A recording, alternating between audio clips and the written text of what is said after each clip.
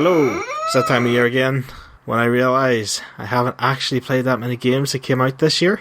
So, the Bash Bros yearly tradition of me desperately trying to figure out what the hell I can put in my top 5 continues. I think I played 6 games that came out this year. So, I want to quickly give Dauntless an honourable mention because of that. At the time of recording, I played a fair bit of it, but I didn't feel like I had enough experience of it to put it in my top 5, but I feel like there is a game still waiting to be explored that I will enjoy. But anyway, let's plunge into the shallow reservoir that is my top 5 of the year.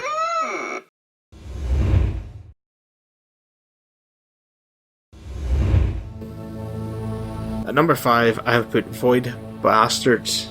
So this one was my latest choice in Game Club. Not only because of the release date, though I can't help deny that might have been a part of it. I'd seen snippets from all over the place about this game and decided we might as well try it.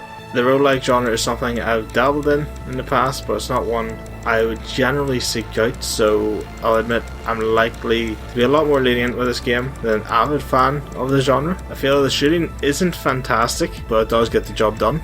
And the art style reminded me a lot of the PS2 game 13 with its comic book style and how crazy the enemies and some of the weapons look in the game. I liked how each ship company had their own style and layout of ship, but it quickly became apparent there's a limit to how varied each ship can be, as I saw many identical looking ships on my journey. Death in the game seemed to have more of an impact earlier on, as you get upgrades that massively boost provisions a new character would start with. This makes death more of an inconvenience the later in the game you are, rather than like a massive devastating event, as the only real loss at that stage would be perks that you've picked up along the way. But despite all the shortcomings of the game, I really enjoyed it. The challenges each ship provided did make me stop and think if it was worth the risk to continue, and the fact that it usually takes less than 15 minutes to finish a ship was just ideal to jump in and out of the game whenever. That's my number 5.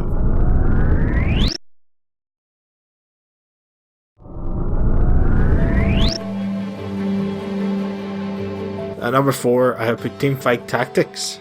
At the start of the year, the auto chess craze kicked off big time, and I missed the start of it because of my computer troubles.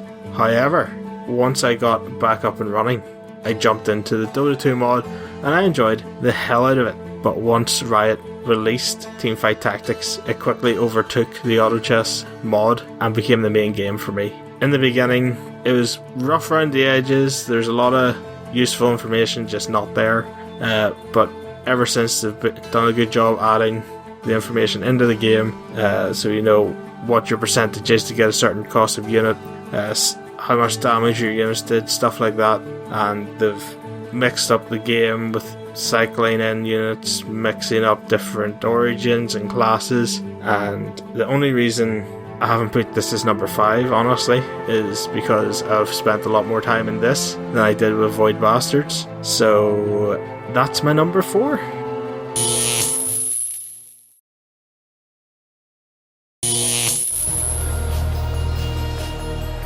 At number 3, I have Minion Masters.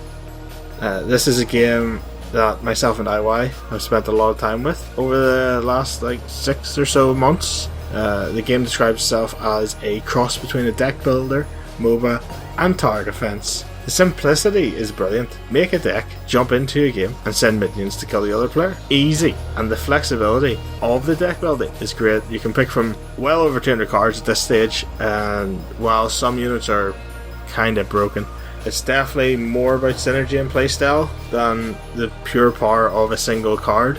It's a free-to-play game that, in my opinion, is far from pay to win. Even for players who join in later expansions, they do events like a free weekend where they give away a set of the basic cards from the expansion to get new players a bit of a head start, and it's easy to pick up new cards, fill out your collection, and probably the best free-to-play model I've seen in any card game. And that's number 3.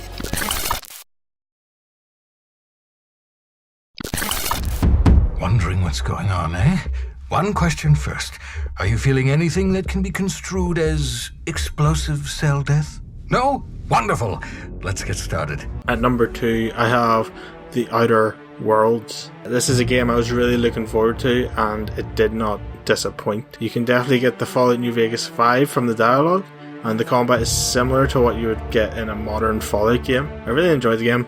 I originally thought I wouldn't be using companions because it didn't really seem right in the kind of game, but I was very wrong.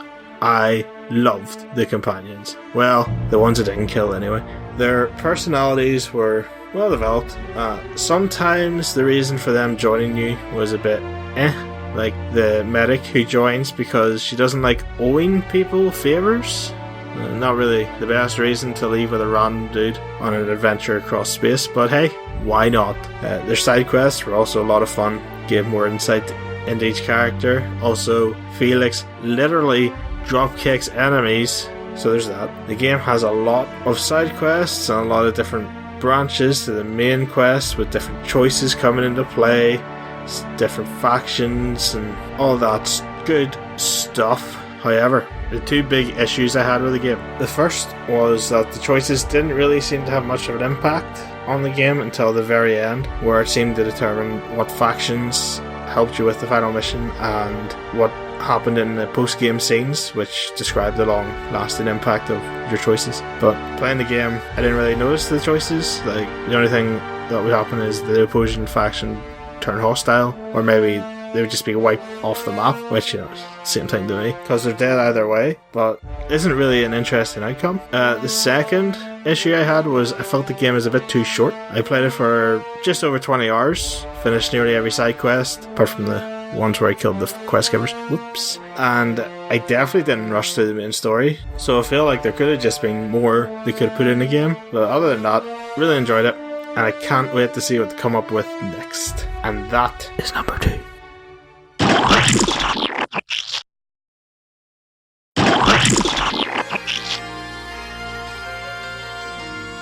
So at number 1, I have Pokemon Sword specifically, and I'm well aware of the hate that this generation of Pokemon games gets from a lot of diehard Pokemon fans, especially those who have played every single game since Red and Blue. But as someone who has skipped a lot of generations throughout the lifespan of Pokemon, I really love this game. The story, straightforward, doesn't drag on for no reason, and having only tagged along enhanced the game of Pokemon Let's Go, the Pokemon wandering about in the overworld is still astounding after over 50 hours in the game, and I feel this is definitely a step in the right direction of having Elder Scrolls Pokemon. Sure, it has a ton of flaws that many who stuck with the franchise will find it hard to overcome, but the child in me still marvels at how far Pokemon has come. From the pixels on the Game Boy to seeing Gengar in all his glory. Oh, and I also love the change up to the gyms and post-gym stuff too. The whole stadium environment with the tournament afterwards to crown the true champion is definitely a lot cooler than dealing with the standard Elite Four in the region. I also enjoyed Dynamaxing